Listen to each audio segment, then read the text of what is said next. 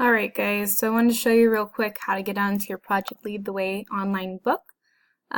Most of the time we will have it linked within the agenda, but you can also find it if you go back to that homepage. It's linked on the homepage as well.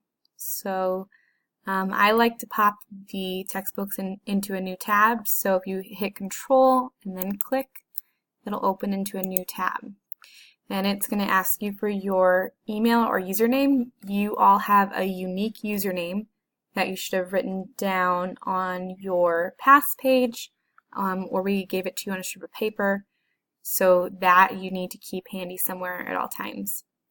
For me, it's going to be my email, but for you, it will not be an email or even a fake email account. You're then going to put in your password. For everyone, your password is capital PLTW 2018, and there's no spaces in that. So I'm in the student login right now. I'm going to go back just so I can show you what the textbook looks like. I can actually log into my account here. Log in. Oops. That doesn't want to let me in.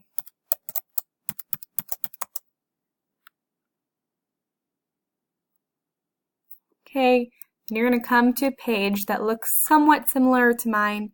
It won't look quite the same because I have some things on here as an instructor. You're going to then click on Courses.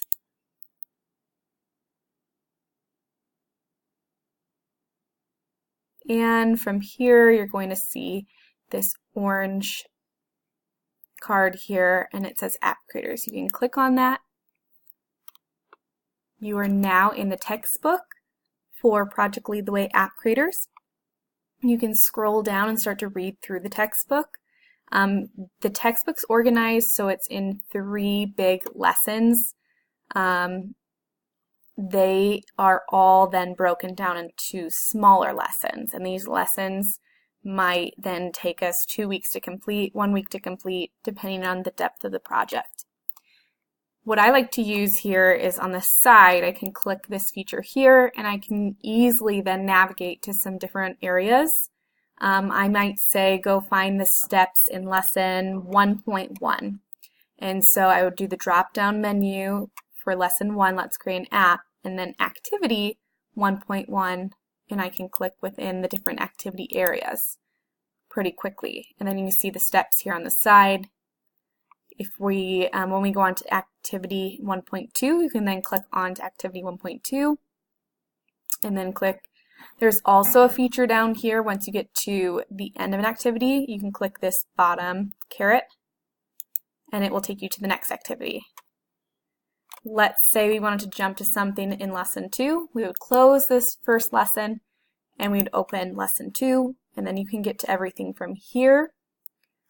Another thing that you can do in your textbook, you can highlight, you can add a note,